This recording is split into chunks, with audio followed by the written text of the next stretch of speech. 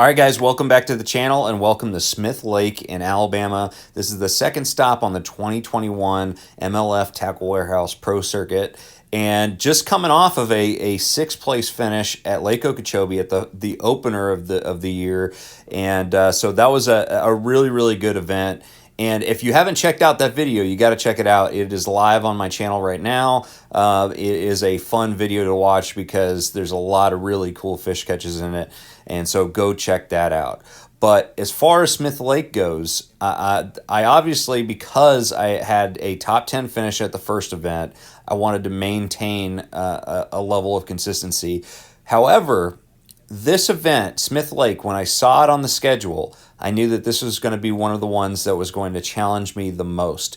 It's really out of my comfort zone. I really tend to struggle on those fisheries where there's a multi-species factor. You know, Smith Lake is just absolutely full of these really healthy spotted bass, but there's also a healthy population of largemouth. And being the largemouth guy I am, I always want to focus on largemouth, but a lot of times I tend to get bit by the fact that spots, or in some of these lakes, smallmouth end up playing a bigger role. And so I still rolled the dice. I knew that I really wanted to focus on my strengths as a shallow water power fisherman. The warming trend that we were experiencing that was going to progress throughout the week really boded well for those fish to start moving onto the bank. So I decided to fish for largemouth. And the one thing that was a really big factor to how I did in this event was the fact that the 2 days of official practice without pre-practice really make it hard for you to cover a lot of the lake. And so you essentially really have to pick on a body of water this size where you can run 60, 70 miles to get to some of these areas up some of these creeks. It's really important to pick an area. I ended up picking the western side of the lake, the Sipsey branch, and some of the creeks that run off of it. And I just stuck there during practice because I knew that I didn't have enough time to go check out Rock or Ryan and spread myself too thin. So I went all in on the Sipsey arm, and so after practice ended up only having about 8 keeper bites. Eliminated a lot of different tackle. Really didn't get bit on anything but a little green pumpkin jig, 3/8 ounce jig. So I really, going into this event, set up several different rods with different jigs, including a Z-Man Cross Eyes Power Finesse flipping jig in that green pumpkin hue is what I had a lot of confidence in. And after practice, I felt like my best opportunity to catch a limit was to go fish that jig in the backs of these pockets where I was catching both largemouth and spotted bass. And because spots were more prominent, I felt comfortable with this pattern because I felt like I would be able to catch a limit of a combination of both spots and largemouth. But catching that 15-inch minimum size was a real struggle. So I was real skeptical in my ability to catch a limit going into the first day. All right, guys, so we're just about to take off here on day one of the Smith Lake Pro Circuit here.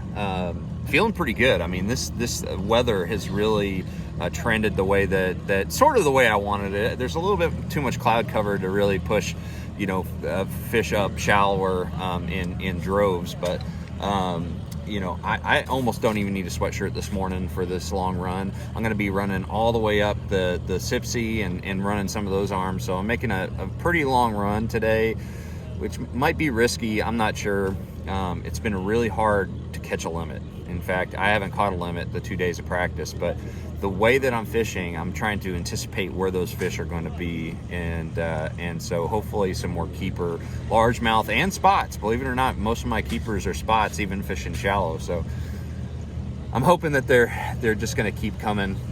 I'm boat number 5, so I've got a real early blast off. So I'm going to just head straight to my shallow stuff and see where it goes from there. But let's go out there. This is what I call a work ethic tournament. You got to really work hard, have a good work ethic, and just make really good decisions and just fish the moment. And I enjoy doing that style of fishing. I wish I had something that was a little bit more concrete, but that's how it goes sometimes. Sometimes you just can't get it dialed in during practice. You have to figure it out during the tournament. So let's get started. Head down lake. Thank you.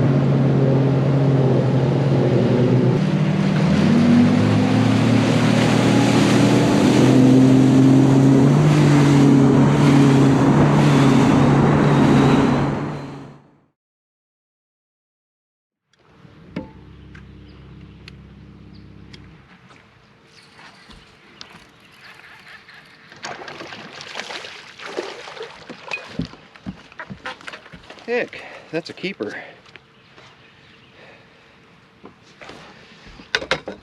Keeper number one. Heck, that's a keeper.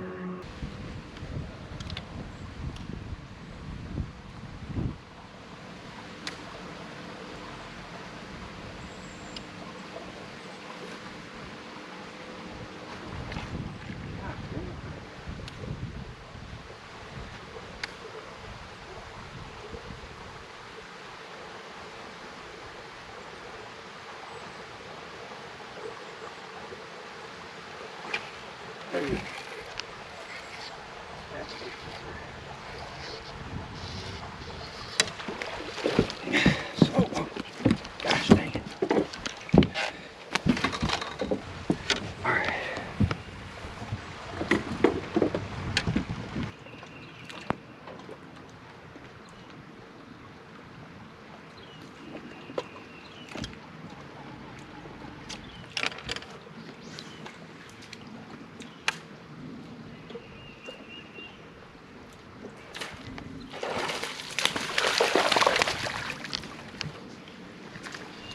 Gosh, so close, but not gonna make it. Oh man, he hit me. Oh, he's not gonna hit. He's gonna be so close. So close.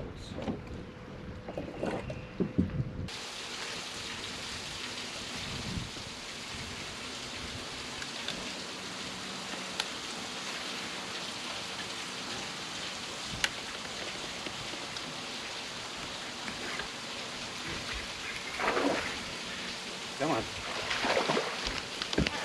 Yeah, it's not. One's close. One's close.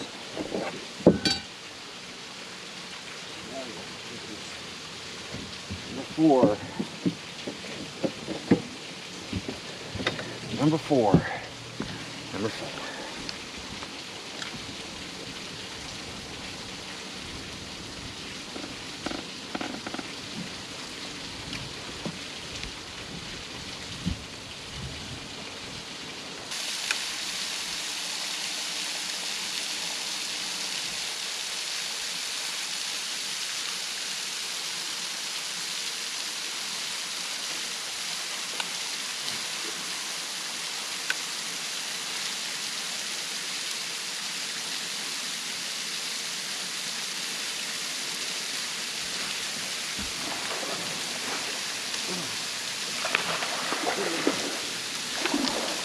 Yes.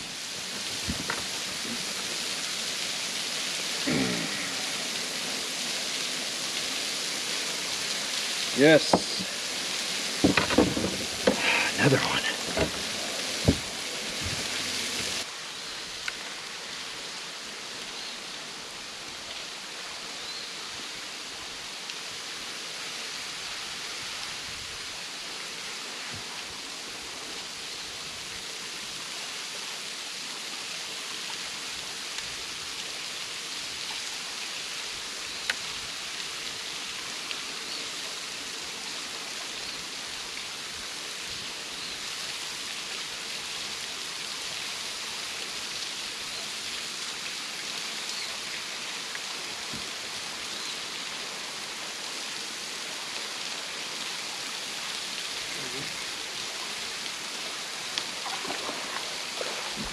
There's a keeper.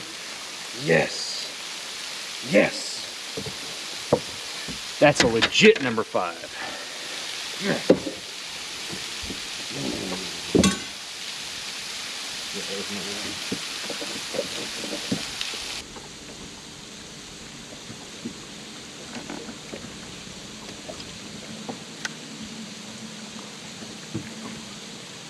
good one.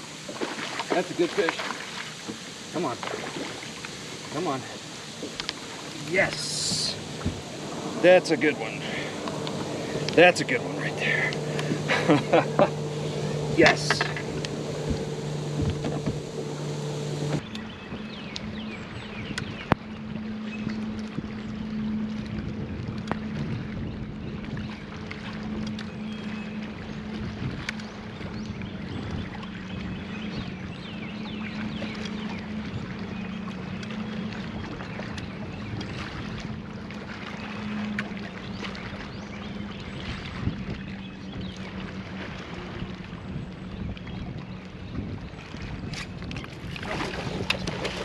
Good. Yes.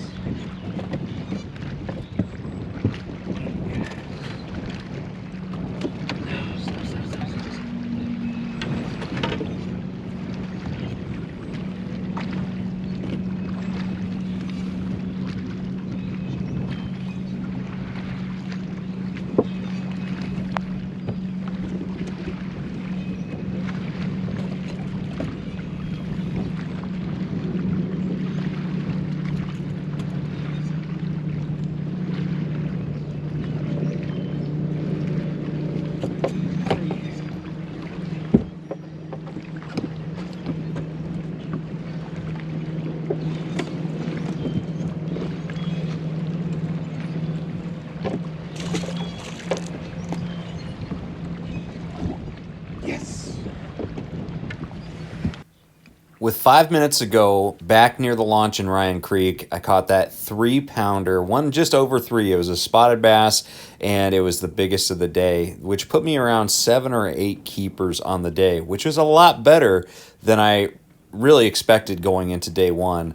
But I knew that even though I had a good bag, I ended up with 11 pounds, 4 ounces on the day. I knew that day 2 was really going to make or break me. I had to maintain my focus and momentum going into the second day. I needed to at least catch a few keepers and to be able to cut a check, and at least a limit to get a $10,000 check and possibly fish the third day. But I knew that was going to be a struggle. All right, guys, day 2, first day had a decent bag, had 11.4, and so 11.4, I'm pretty happy with that. As long as I catch a limit today, I'll be in really good standing, but that goal is to make day 3. We've got a 45th place right now. If I catch another 11 pounds, I'll definitely be in the top 50, I believe. And but the goal is to catch that 12, 13 pounds. So fished one creek yesterday for the entire time, never saw another competitor. I'm gonna run up one of my other creeks today. It's a little bit different. Hopefully I can get on maybe some largemouth and catch some better than average fish to be able to push me into that teens, but it's also a risk. You know, it may be an area that got pounded yesterday. I don't know, I wasn't back there, but I'm gonna go check it out, see how it goes. We might visit the same areas we fished yesterday, but who knows. But anyways, catching a limit is not a given by any means. It's going to be really, really hard, and that is the main focus. So I'm going to keep that jig in my hand and just keep on fishing and grinding it out. So don't wait until 5. We got plenty of time to catch 5.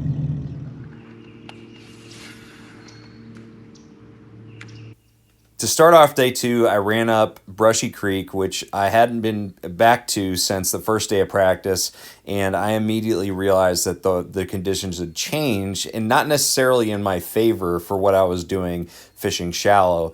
The water had really cleared up. The water temperature was right where I wanted it to be, right there, you know, in the high 50s in the morning. So I knew that it would warm up and I'd likely see more and more fish throughout the day, but I was starting to get a little bit nervous and was fishing a little bit faster than I felt like I should be fishing for this technique, and ended up catching some small non-keeper fish that ended up not helping early on. And it took me a while to start to slow down in Brushy Creek to where I felt like I was fishing well for what I was doing.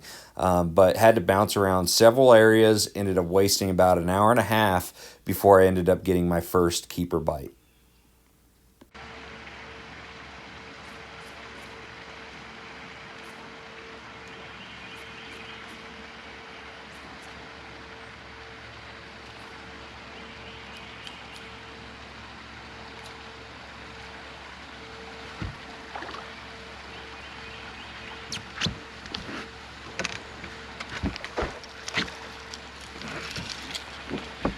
That one might keep.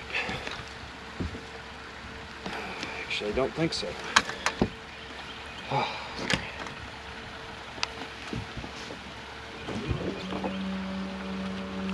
Actually, I do think so. I think that one might keep. Even after catching that first keeper, I was fishing very sporadic. I really wasn't able to really focus and really get in my zone, and it really was showing. I wasn't mechanically doing very well that morning. Wasn't making very good pitches or casts, and just was fishing way too fast. I just could not get in the groove. But I was able to catch one more keeper in Brushy Creek.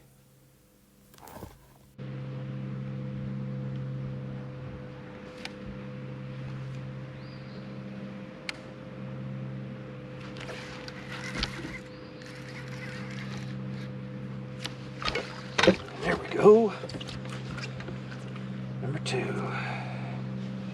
Number two.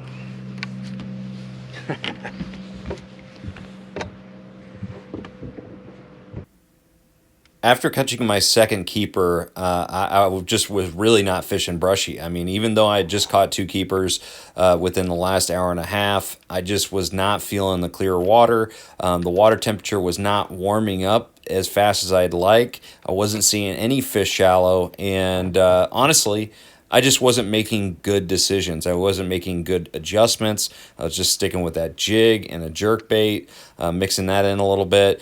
But I wasn't fishing very good.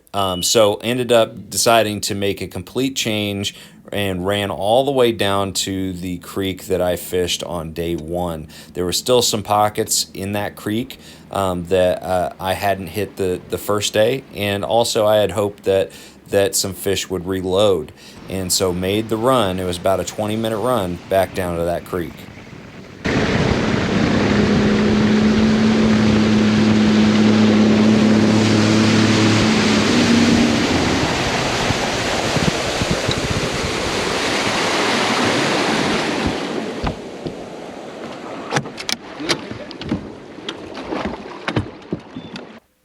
Now, I wish at this point of the day I could tell you that I started to turn things around, but I just could not. I was fishing terrible, making bad decisions, fishing way too fast, and just not making the correct adjustments. I wasn't fishing the moment. I was really focused on what I had done the day before, keeping that jig in my hand, and things had definitely changed. The fish were just not in the same mood. I think what ended up happening was, as the water warmed up towards low 60s, even into the mid 60s, I think these fish started getting into that spawning mode. I started seeing more fish up shallow, but they were very skittish and they wouldn't bite. And you see that very often. As soon as those fish hit the shallows, they stop biting. But I should have really started to focus on reaction bites. Picking up a wacky rig and fishing that around some areas like the last floating dock in the back of a creek. But really, I think that getting a reaction bite like what John Cox was doing with the swim jig was going to be the deal that could have turned things around for me. But I just could not get that little green pumpkin jig out of my hand. And unfortunately, by the time I ended up making it back to Ryan Creek, I knew I had made some mistakes. I had seen a bunch of largemouth up shallow, and unfortunately just could not get any more keepers on the day. So day two at Smith Lake really, really crippled me. I ended up finishing in 86th place, which is about the middle of the pack. Missed a check by 7 spots, and could have easily, just with one more fish, made a check. And with just a limit of barely keepers, I would have fished or got a $10,000 check and maybe fished the third day.